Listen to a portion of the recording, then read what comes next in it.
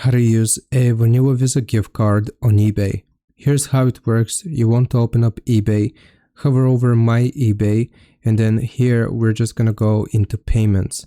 Once you select payments, then you will need to click on Add Cards and Accounts.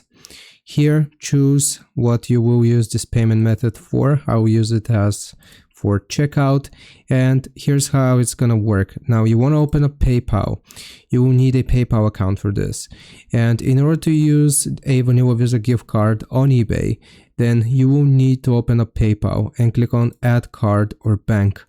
Here you will select link a debit or credit card, and you will need to provide your vanilla Visa gift card information in this field as long as you have assigned a billing address to it on PayPal. Once you have connected your card to PayPal, then you will go back here to eBay. Then you will select PayPal and you're gonna click on continue.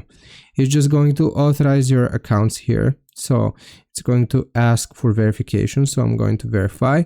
And just like that, I have successfully linked my PayPal account. And if I pay using my PayPal, if the only thing I have linked to PayPal is the Visa gift card, vanilla Visa gift card, then that way I will use it on eBay. I hope this answers your question. Leave a like and subscribe, and I'll see you next time.